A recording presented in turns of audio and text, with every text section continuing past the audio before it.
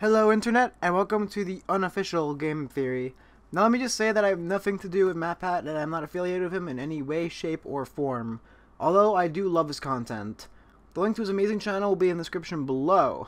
But a group of guys I am affiliated with is the Nova Project. We post awesome GTA montages and other funny videos, so if you are into that stuff, please subscribe. Now let's get into the theory. Before I explain what my theory is, I have to explain what Corpse Party is, since most of you probably don't know. Corpse Party is a series of horror games from Japan that are about a group of kids getting trapped in a haunted elementary school. They find out if they die in the school, they must feel the pain they felt at death forever. So they are trying to escape while avoiding evil ghosts out for revenge. Seems like a fun adventure game, right? Well, it is, or at least that's what I thought at first. But after thinking hard about it, I made a shocking discovery. Corpse Party is not only trying to entertain you, but it's also trying to teach you science. So you're probably wondering, how can a game filled with such grotesque violence be educational in any way, shape, or form? We'll put down that bloody pair of scissors and pick up that textbook because it's time to learn. First of all, what science is Corpse Party trying to teach us? Well, the answer to that is the multiverse theory. Now, you probably have heard a lot about the multiverse theory from pop culture, but it actually is a real scientific theory. Now, according to the theory, there are 4 levels of multiple universes. Now, Corpse Party actually helps explain every single level of multiple universes. Level 1 states that if you travel far enough into space, you will find a universe almost exactly like ours, in every way, shape, or form. Meaning that the universe kinda just keeps resetting itself. Now, the thing is, even if this is real, it is impossible for them to be exactly alike in every way, so some small differences will still show themselves. For example, I was born in January, so according to this theory, in a different universe, I may have been born in June. Now, you may think of this as a small change that won't make a difference, but you are wrong. While that one small change won't affect much in terms of the universe, the other changes that are made as a result of that change will. This is called the butterfly effect. The butterfly effect states that one small decision will lead to another small decision, which will lead to another small decision, until eventually 2 completely different timelines of events could have happened. For example, let's say I was born 1 year later than I was. That would mean I would be 1 year younger than I am now, which would also mean that I would never met Nova Phoenix, so we would have never started this YouTube channel. So do you see how one small decision affected my life, everyone's life around me, and even you, someone I don't even know? That is the science behind the butterfly effect. Now that means that in every level 1 universe, while most of what we know is the same, some things may be very different. People we know in our universe may be completely different in another universe, or they may not even exist at all. Now keep that in mind, because Corpse Party also explains the butterfly effect. A level 2 universe is a very interesting theory. It states that a bunch of smaller universes are all together on one plane, interacting with each other in some ways. What this means is that there is a bunch of smaller universes all in a group that are almost identical to each other. Now, since they are so close, matter can sometimes enter one universe from another. For example, say you put down your keys somewhere, and they're not in the spot you put them. Instead, they're in a spot that you clearly don't remember putting them in. In theory, it is possible that a you in a different level 2 universe put them there, and that the matter just transferred here from that universe. That could also explain why some things just randomly go missing and then turn up in random spots. Although the most likely explanation is that you just forgot where you put them, but whatever. How about I use another example? This example is the man from Tarid. In 1954, a man tried to enter Tokyo with a passport saying he was from a made-up country of Tarid. But his passport was officially stamped, and all of his papers were in order. He said he was coming to Japan on business, and that he had booked a room at a hotel in Tokyo. The hotel said that they had no record of him booking a room. The Japanese government showed him a world map, and he was shocked when Tarid was not on it. He said Tarid was located where modern-day Andoria is. Sorry, I'm probably mispronouncing that. And he said that in his universe, there was no such country as Andoria, and that Tarid existed for 1,000 years. After being held at customs for 8 hours, he was put into a hotel room to stay the night. In the morning, he completely vanished. Now, before you start freaking out and say multiple universes confirmed, let me just say this. This took place only 9 years after World War II, so Japan was still trying to rebuild itself and still trying to catch up with the world. Plus, people have fake passports all the time, so most likely this was a hoax, but it is still a cool story to talk about. So let's just say this story is 100% true. then that man is from a level 2 alternate universe. His matter transferred over into our universe, then left again overnight. Now you are probably wondering, if level 2 universes are supposed to be like each other, then why is he from a non-existent country? Well, remember that little thing I brought up called the butterfly effect? Well, his universe may be exactly like ours, but somewhere along the way, something changed, which led to a bunch of other changes, which eventually led to the 1,000-year-old country of Tarid being created. A level 3 universe is the one you most likely know about. This theory states that every decision you make makes 2 alternative timelines that are still connected to the same universe. For example, I chose to record this video instead of playing some Stick of Truth. In this timeline, I am recording this video. But the theory states that at the exact moment I made the decision, another timeline was created in which I play Stick of Truth. So if this theory is correct, then that means there are zillions upon zillions of other universes, because one choice will eventually lead to another, and so on. So that means there are several universes like ours, but there are also some completely different universes. And that all goes back to my little friend called the butterfly effect. Imagine when Hitler decided he wanted to invade Poland. In this universe, this started World War II, but in a different universe, he decided not to do that, so the world is a completely different place because a completely different timeline of events took place. Then also imagine after Hitler invaded Poland and Britain and France decided to declare war on Germany, which really threw the world into World War II. Well, in a different timeline that didn't happen, so technically there could be a timeline where World War II started a bit later, or maybe where nobody tried to stop Nazi Germany and they just took over the world. Now all these events also affect the lives of many people and the choices they make. So thanks to the butterfly effect, one simple decision can theoretically destroy the entire world. Now I'm going to have to think really hard about what I want for breakfast tomorrow. But all these multiple universes are still connected from the point the decision was made. Think of it like a tree. A tree has many branches, but they all connect back to the base. Then those branches also have branches on them, which are connected to the first branch, which are connected to the base. Now look at each branch as an alternative universe made by a decision. They are all still connected, just in totally different areas or realities. Now, a level 4 universe is basically Wonderland. In a level 4 universe, the laws of physics, as we know them, may not necessarily apply, meaning that in a level 4 universe, there might be no gravity, or in another level 4 universe, humans may be able to fly. Not much is known about level 4 universes, but scientists believe the only way to access them is through black holes. Now that you are an expert on the multiverse theory, let's talk about how Corpse Party connects to all this. Now, Corpse Party actually helps explain all 4 levels of the multiverse theory. Now, first of all, look at Heavenly Host. Now, I'm going to quote a line from Chapter 1 of the first game. This is a cursed, multidimensional nexus. Multiple planes of existence all piled on top of one another. Sounds familiar, right? This line proves that Heavenly Host Elementary School is actually a level 2 multiple universe, with multiple versions of the same plane coexisting. But wait, I do have some more evidence as well. This is another quote from Chapter 1 after Naomi asked if her friends are in the school. To which the ghost replies, "They are definitely in the school, but the space they occupy differs from the space we occupy." Now this is explaining the multiple realms of Heavenly Host. Now they say that they're in different spaces or universes, so they can never meet.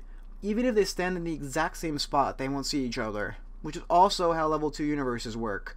Right now, a person from another level 2 universe could be standing in the same spot as you, but you can't interact with each other. But in the game series, several things from one universe carry over into another. For example, Ayumi's conveniently placed save candles can be seen in every space, or screams from Yuka and Naomi going to the other spaces. This proves that Heavenly Host or Heavenly Hosts are a set of level 2 multiverses piled on top of each other, since A, people cannot meet in them, but 2, certain pieces of matter can go from one space to another. Okay, so that explains level 2 universes in Corpse Party, so now let's move on to level 3 universes. Now, Corpse Party lets you make many choices throughout the game. Certain choices result in bad endings, while certain ones allow you to advance in the story. Now, each choice you make creates 2 different timelines, or branches on the tree. Certain branches lead to wrong ends, while certain ones allow you to advance in the story. Technically, both of the events play out, just in different level 3 universes. Now, you may say, since they're wrong ends, they're just things that could have happened, and that's what I thought at first, until I came upon a little-known game called Sachiko's Hysteric Birthday. This game is a Corpse Party visual novel where Sachiko celebrates her birthday with a quite deadly birthday party. This game is 100% canon, but has not been translated into English yet. Now, in this game, the students of Heavenly Host lose their memories, but they slowly start to gain them back as you progress through the game.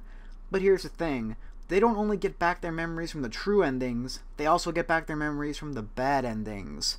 Which means every ending, good or bad, technically did happen, and they were all connected to the base of the tree, aka the school. That's why they're able to remember things that did not technically happen, because they did technically happen, just in a different universe. Now there is one contradiction to this theory that is in Book of Shadows, another canon sequel to Corpse Party. In this game, you are given a second chance to set everything right and try to save everyone from the school, but Sachiko says this line that could mess up everything. Now, since you have the power to make decisions, you think you can change the outcome of something, right? Well, according to the level 3 multiverse theory, you can. So that's why this line threw me off for a bit. This happens right after Naomi tries to save Sayako, but she ends up dying again. Sachiko says, once someone's fate passes through these halls, it locks in place forever. This means that no matter what, you can't save someone from the school, and that they'll just keep dying in different ways no matter what you try. So this kind of throws the entire theory out the window, right? Well, not really. Sachiko is not technically wrong. No matter what Naomi could have done, she would have not been able to save Sayako. Now remember when I said that the level 3 universes are like a tree, and each branch has smaller branches connected to it? Well, that's exactly what's at play here. They are in a branch or universe where Sayako is destined to die no matter what. Each decision Naomi makes creates alternate realities in which she dies in a different way, because they're all connected to the branch where she has to die. But that means this resulted from a decision, right? Well, yes, this actually resulted from an earlier decision in the game, and that decision was Naomi not saying she was sorry. Naomi hurt Sayako's feelings, which led her to run off and get killed. Naomi tried to say she was sorry, but she couldn't. At that moment, 2 universes were created, one where she says she's sorry and Sayako lives, and one where she doesn't and Sayako dies, aka the one we were playing on. And then each decision Naomi makes in that universe where Sayako has to die just changes the way she dies slightly. Now on to level 4 universes. Now the school itself is technically a level 4 universe. Now I know I said the school was a level 2 universe, which it is, but technically alternate universes can be more than one type of alternate universe at the same time. For example, a level 4 universe can have multiple versions of its own universe around it, making it a level 2 universe. Now the game actually says the school is a level 4 universe. The ghost in chapter 1 says that the school is its own plane of existence cut off from the real world, aka its own universe. Plus, even if you try to go outside and leave, the forests surrounding the school just get bigger and bigger, meaning there is no escape because it's its own universe, on its own plane of existence. Now we technically already knew that, but the school has many rules that don't apply to the real world. First of all, the shape of the building is constantly changing, and ghosts inhabit the halls. Both of these things would not be possible in the real world, but they are possible in this world because it has its own laws of physics, which don't apply to the laws of physics as we know them. Now I've already proven that the game explains universe levels 2 through 4, but what about universe level 1? Now if you played for Corpse Party, then you are probably sitting there with a smug look on your face right now because the game has no evidence of a level 1 universe being present in it. Well, technically you're right, but I'm not only looking at the game. First one, we have to look at the original game, the anime, and the manga adaptations of the series. Now these are all made by the creators and 100% canon. Now all these different versions of Corpse Party help explain the ever-changing cast the series seems to have. Now first I'm going to compare the original game with the game that we have been talking about. The original game's cast was Satoshi, Naomi, Yokoshi, Ayumi, and Yuka.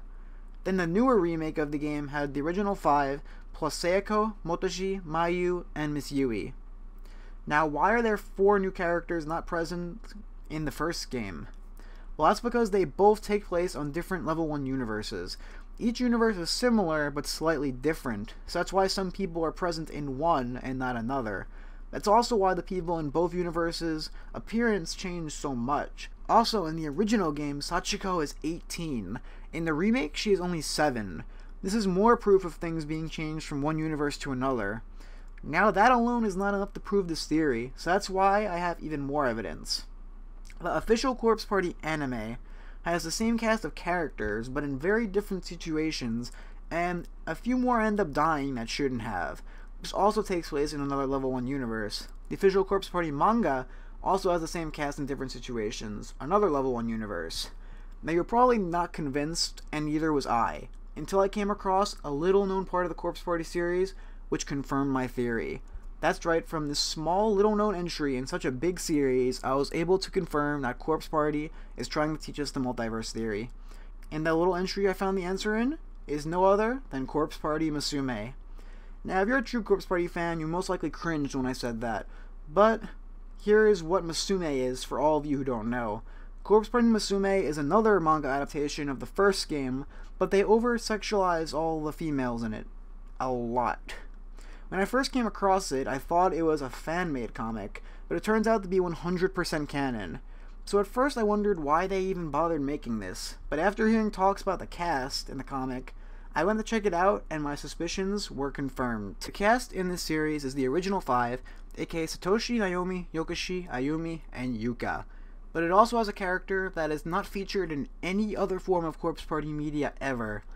That new character is Miyu Shinahara. Miyu is a transgender girl who is in love with Satoshi. A big surprise. But she actually proves the fact that this game is based on the multiverse theory. Now I want you to listen to her name again. Miyu Shinahara. Sound familiar? Well, doesn't the name Seiko Shinahara ring a bell? That's right, Seiko and Miyu both share the same last name. No, they are not long-lost sisters or anything like that, but they are actually the same person. Now remember that example I used when explaining the level 1 universes? About how different I would be if I was born 1 year later than I was? Well, if level 1 universes are real, then that means there are many different versions of you in them. Some might be shorter, younger, taller, or in this case, the opposite gender. In this universe, something was different than in the universe the main game takes place in, so instead of having Seiko, her parents had Miyu. Now, it could have been anything. For example, let's say their parents decided to have a baby 1 month later than when they did with Seiko.